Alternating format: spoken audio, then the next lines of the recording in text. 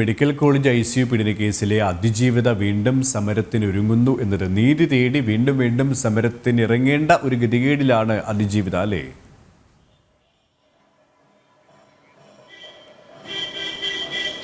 തീർച്ചയായും KP സൂചിപ്പിച്ചതുപോലെ തന്നെ മെഡിക്കൽ കോളേജ് ICU അതിജീവിത ഈ സംഭവവുമായി ബന്ധപ്പെട്ട് നിരവധി തവണ അവർ സമരവുമായി രംഗത്തെത്തിയ ഒരു സാഹചര്യം ഉണ്ടായിരുന്നു. ഇപ്പോൾ അവർ ആവശ്യപ്പെടുന്നത് അവർ കൊടുത്ത അപേക്ഷകൾക്കൊന്നും കഴമ്പില്ല എന്ന് കണ്ടെത്തുകയായിരുന്നു. അതായത് അവർ വിവരാവകാശ നിയമപ്രകാരം ചോദിച്ച പല ചോദ്യങ്ങൾക്കും മറുപടി ലഭിക്കാത്ത ഒരു സാഹചര്യമാണ് നിലവിലുള്ളത്. അതുകൊണ്ട് തന്നെ അത്തരത്തിൽ തനിക്ക് നീതി ലഭ്യമാകുന്നില്ല എന്നൊരു കാര്യമാണ് അതിജീവിത വ്യക്തമാക്കുന്നത്. അതുകൊണ്ട് തന്നെ കമ്മീഷണർ ഓഫീസിന് മുന്നിൽ കുത്തിയിരുപ്പ് സമരം നടത്തുമെന്നൊരു കാര്യമാണ് അതിജീവിത ജനം ടിവിയോട് വ്യക്തമാക്കിയിരിക്കുന്നത്. കേസ് നീണ്ടു പോകുന്നു. പ്രതികളുടെ കാര്യത്തിൽ യാതൊരു തരത്തിലുള്ള നടപടിയും ഉണ്ടായിട്ടില്ല. മാത്രമല്ല അതിജീവിതയ്ക്ക് അനുകൂലമായി മൊഴി നൽകിയ അനിത സിസ്റ്ററുടെ ഒരു വിഷയം നമ്മൾ കണ്ടിരുന്നു. തുടർന്ന് അനിത സിസ്റ്ററിനെ ജോലിയിൽ പ്രവേശിപ്പിക്കാത്ത ഒരു നടപടിയും ഉണ്ടായിരുന്നു. തുടർന്ന് അനിത സിസ്റ്റർ സമരം ചെയ്തൊരു കാര്യമൊക്കെ നമ്മൾ ഏറെ ചർച്ച ചെയ്തതാണ്. അത്തരത്തിൽ അതിജീവിതയോടൊപ്പം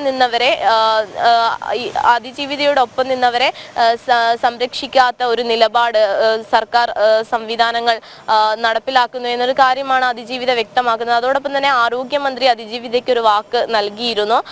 ഇത്തരത്തിൽ അതിജീവിതയ്ക്ക് നീതി ലഭ്യമാക്കുമെന്നൊരു ഉറപ്പൊക്കെ തന്നെയും സംസ്ഥാന സർക്കാരും ആരോഗ്യമന്ത്രിയും അടക്കം നൽകിയിരുന്നു എന്നൊരു കാര്യമാണ് അതിജീവിത വ്യക്തമാക്കുന്നത്. പക്ഷേ അത്തരത്തിൽ യാതൊരു തരത്തിലുള്ള നീതിയും തനിക്ക് ഇത്ര കാലമായി ലഭ്യമായിട്ടില്ല. എന്തുകൊണ്ടാണ് തൻ്റെ പ്രശ്നങ്ങൾ പരിഹരിക്കപ്പെടാത്തത് എന്നൊരു കാര്യമാണ് അതിജീവിത സൂചിപ്പിക്കുന്നത്. ഇതിൽ പ്രധാനമായും എടുത്തു പറയേണ്ട ഒരു കാര്യം, നിരവധി തവണ അതിജീവിത DGPക്കും കമ്മീഷണർക്കും അടക്കം തൻ്റെ ആവശ്യങ്ങൾ ഉന്നയിച്ചുകൊണ്ട് പരാതി നൽകിയിരുന്നു. ഈ പരാതികളിൽ ഒന്നും തന്നെ കഴമ്പില്ല എന്ന് കണ്ടെത്തുകയും തുടർന്ന് തള്ളിക്കളയുകയും ചെയ്യുന്ന ഒരു സാഹചര്യമാണ് ഉണ്ടായിട്ടുള്ളത്.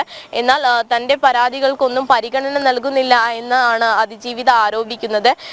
സംഭവവുമായി ബന്ധപ്പെട്ട് ഉടൻ തന്നെ അതിജീവിത സമരത്തിനിറങ്ങുമെന്നൊരു കാര്യമാണ് അതിജീവിത കഴിഞ്ഞ ദിവസം ജനം ടിവിയോട് വ്യക്തമാക്കിയിരിക്കുന്നത്. നമ്മൾ നോക്കുകയാണെങ്കിൽ ഈ സംഭവവുമായി ബന്ധപ്പെട്ട് നിരവധി തവണ അതിജീവിത സമരവുമായി രംഗത്തെത്തിയിരുന്നു. ഗൈനക്കോളജിസ്റ്റ് പ്രീതിക്കെതിരെയൊക്കെ തന്നെയും അതിജീവിത ആരോപണം ഉന്നയിച്ചിരുന്നു. ഈ സംഭവമൊക്കെ തന്നെയും ആരോപണം ഉന്നയിക്കുന്ന ഒരു സാഹചര്യം ഉണ്ടായിരുന്നു. തുടർന്ന് അതിജീവിതയ്ക്ക് അനുകൂലമായി മൊഴി നൽകിയ അനിത സിസ്റ്ററിനെ സ്ഥലം മാറ്റുന്ന ഒരു നടപടി ഉണ്ടായിരുന്നു. സ്ഥലം മാറ്റിയതിനു ശേഷം അവർ ഹൈക്കോടതിയെ സമീപിച്ചു. ഹൈക്കോടതി ആ ഉത്തരവ് സ്റ്റേ ചെയ്യുകയും തുടർന്ന് കോഴിക്കോട് മെഡിക്കൽ കോളേജിൽ തന്നെ അവർക്ക് നിയമനം ലഭ്യമാക്കാനുള്ള ഉത്തരവ് പുറപ്പെടുവിച്ചുവെങ്കിലും ഈ ഏപ്രിൽ 1 അവർ ജോയിൻ ചെയ്യേണ്ടതായിരുന്നു. പക്ഷേ ഇതൊക്കെ തന്നെയും തടയുന്ന ഒരു സാഹചര്യമാണ് നിലവിലുണ്ടായിരുന്നത്. എന്തായാലും അതിജീവിത ഉടൻ തന്നെ സമരത്തിലേക്ക് കടക്കും എന്നൊരു കാര്യമാണ് ജനം ടിവിയോട് വ്യക്തമാക്കിയിരിക്കുന്നത്. നീതി തേടിയാണ് അതിജീവിത വീണ്ടും സമരരംഗത്തേക്ക് ഇറങ്ങുന്നത്. അങ്ങനെയൊരു അവസ്ഥ സംസ്ഥാന സർക്കാർ തന്നെയാണ് സൃഷ്ടിക്കുന്നത്. കാരണം യാതൊരു തരത്തിലുള്ള ഇടപെടലും നീതി ഉറപ്പാക്കാനുള്ള യാതൊരു ഇടപെടലും ഈ സർക്കാർ സംവിധാനങ്ങളുടെ ഭാഗത്തു നിന്നും ഉണ്ടാകുന്നില്ല എന്നതാണ് യാഥാർത്ഥ്യം. അതുകൊണ്ട് തന്നെ പൊതുസമൂഹത്തിൻ്റെ വലിയ പ്രതിഷേധവുമാണ് ഇതുമായി ബന്ധപ്പെട്ട് ഉയർന്നുകൊണ്ടിരിക്കുന്നതിനും. കോഴിക്കോട് നിന്നും ദിഷ്ണിയാണ് വിവരങ്ങൾ നൽകിയത്.